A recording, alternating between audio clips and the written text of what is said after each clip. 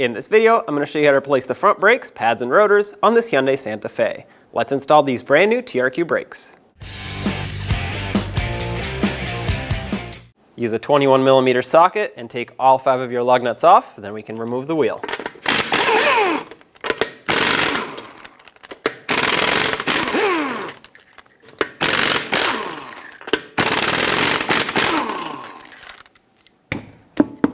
If your wheel is stuck, give it a couple taps and remove the wheel.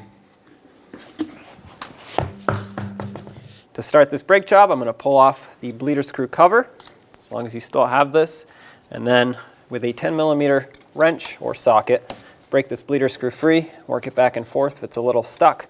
What this is going to do is it's going to allow me to press the caliper piston in and let the fluid out. Use a screwdriver right through the caliper and pull the caliper in. Now that you've squeezed it in a little bit, close this off. I'm going to leave the bleeder screw cap off because we will come back to it in a little bit, but at least now this gives us a little bit more maneuverability to pull this off. Let's grab a 14mm socket and remove both of those bolts. These are what hold the caliper onto the bracket.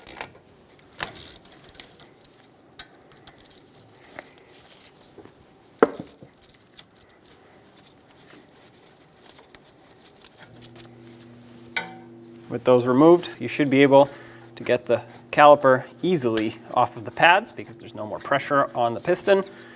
And we'll pick it up, inspect it, set it up right on top of the strut here. You want to make sure you're not pulling on this brake hose, so don't just let it hang by this. All right, with the caliper off, I can break this free again, and brake fluid is going to come out. I have my caliper depression tool set up. We're going to very gently squeeze in the piston on this caliper. I'm going to do my best to hold the bleeder screw at the very top here so that all the air naturally will rise up to the top and doesn't get trapped inside the caliper. This makes for the easiest bleeding process. You should be able to just gravity bleed it at the end, or well, as soon as we're done here, and that should get all the air out of your caliper. I'm going to compress this piston until it is bottomed out completely, all the way in, which is right about there. I'm not going to go any extra. And once a steady trickle of fluid comes out, close this off. Snug it up as much as you can. This should at least stop the brake fluid from flowing. I'm going to leave this like this. I'll clean it off once it gets mounted, but the piston is pushed back all the way, so it will be ready for the new pads, and no air is in the caliper, so that's perfect. Let's remove the pads. You may need a small pry bar to get them out. Hopefully they're not very stuck. There we go. Now use a 17mm socket and remove the 2 bolts that hold the caliper bracket onto the knuckle. I'm going to break them both free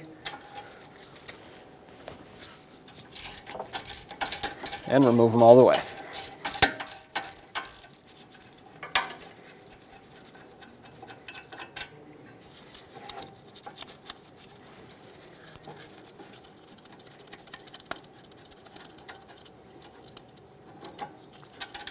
With those off, you can pull your caliper bracket off. There are 2 Phillips head screws holding the rotor onto the hub. Remove them. I'm going to use an air impact with a Phillips head bit. However, if you're doing this by hand and they are stuck, use an impacting screwdriver. If you don't have that, you can actually tap them with a hammer inward and a punch, and the shocks should help break the threads free. Regardless, these should not be very tight, but they do often get stuck. Now remove your rotor.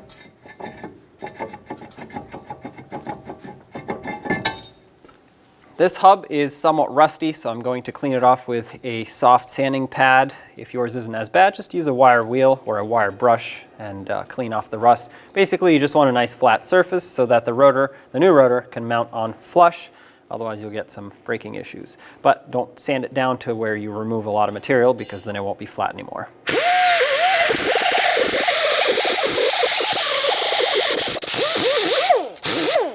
I'm going to use a wire wheel on a drill for the areas that I couldn't hit with the sanding pad.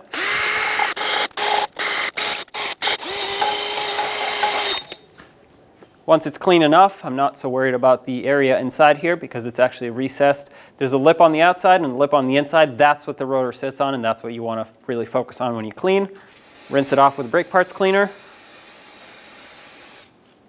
Now take some anti-seize and put a thin coating on the entire surface of the hub, focusing on the inner and the outer lips. Try to avoid getting it on the lug studs though, on the threads. Those need to stay dry.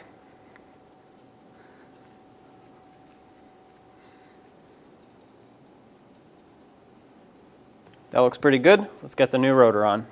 Install the rotor backwards so that the hub can hold it while you clean off the surface. These are usually coated with cosmoline oil, so you want to clean that off. Take brake parts cleaner, spray down the rotor, and with a clean rag, wipe off all of the oils that come off of it. Do several passes if necessary. You want this to be completely oil-free. Now take the rotor and install it the right way. The only thing you have to pay attention to is the mounting holes for those set screws here and here. Make sure you line this all up. If you don't line it up, you won't be able to secure the rotor on. Actually, it looks like I have it backwards. This is how it's supposed to go. There we go. Those line up. I'm going to clean off the rotor, and then we'll put those screws in so it can be held on tight.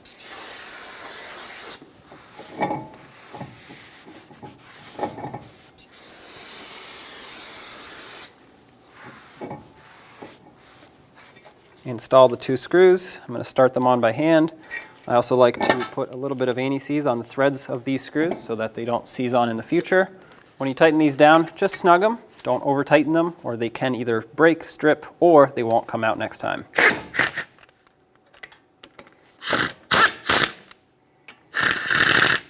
That's it right there. Remove the anti-rattle clips off the bracket. And now we're going to clean the bracket. If yours is severely rusted, you're going to want to sand this down or file it, even better. But for me, it's actually not that bad. I'm just going to use a wire brush, clean off all this dust. If you don't want it to get airborne, just spray it down with some brake parts cleaner. That should minimize the dust. It's actually cleaning up very well.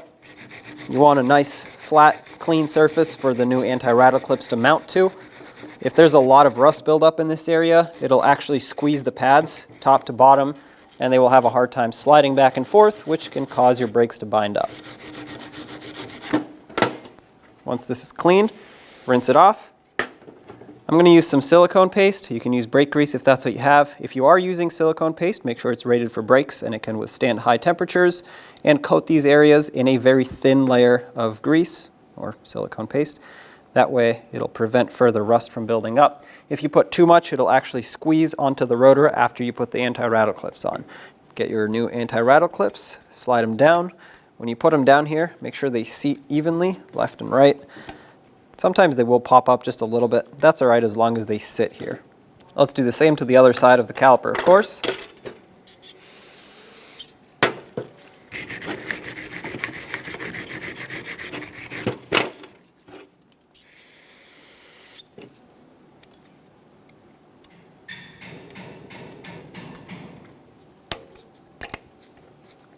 All right, these are seated perfectly. So now let's focus on the slider pins. You want to make sure that these are re-lubricated and free floating in here. These are not seized. They're in good condition, it looks like. So what I'm going to do is just wipe off the old grease, reapply new grease. If yours were stuck, seized, or in poor condition, consider replacing them if you can't clean them off properly. Take a rag and just wipe off the old grease.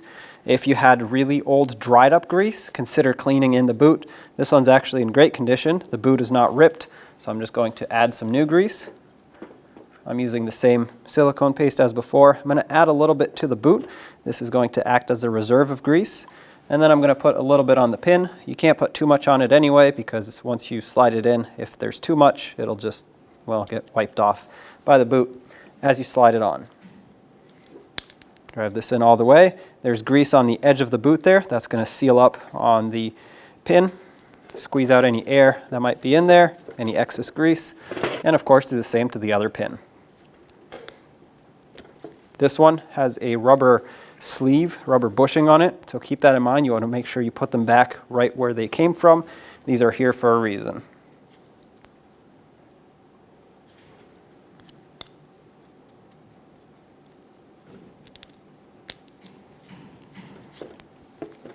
Give this a couple twists to work that grease in, wipe off any extra. And this caliper bracket is ready to go back on the vehicle. Reinstall the caliper bracket, line it up with the knuckle, and put in the 2 bolts.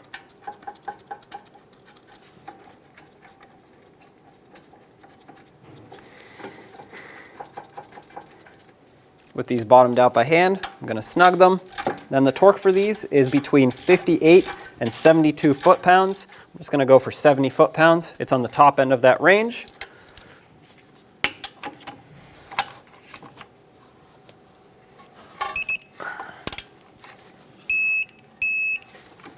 $70 on one,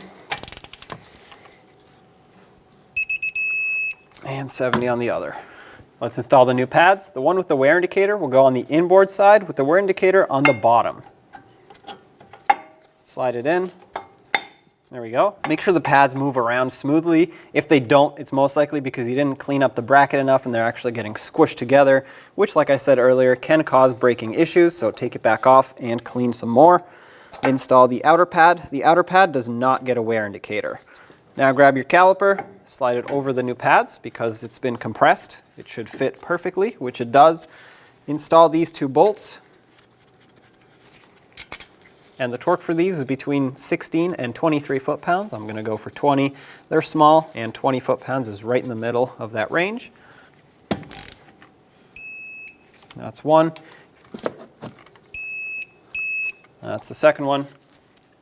If your slider pins are spinning while you're trying to torque this, you can either hold them with pliers, but be very careful of the boot, or stick a wrench on here, and that should hold them in place.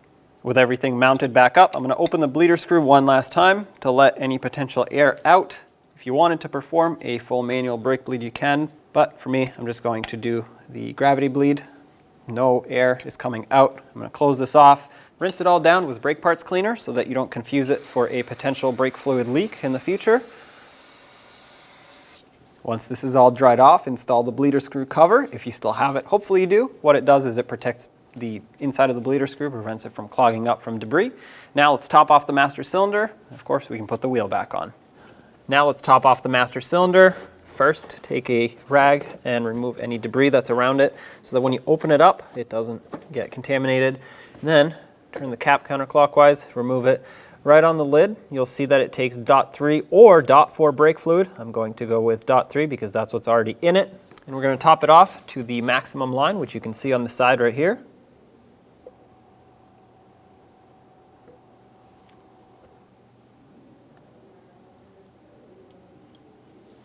That's at the max line, so I'm going to cap this off. And there you go. Put the wheel back on.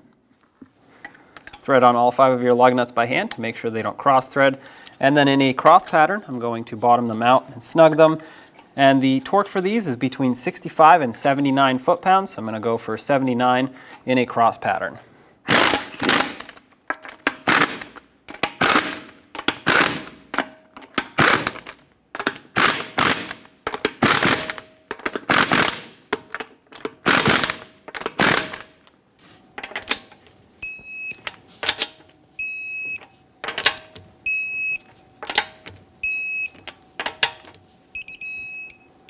Double check them.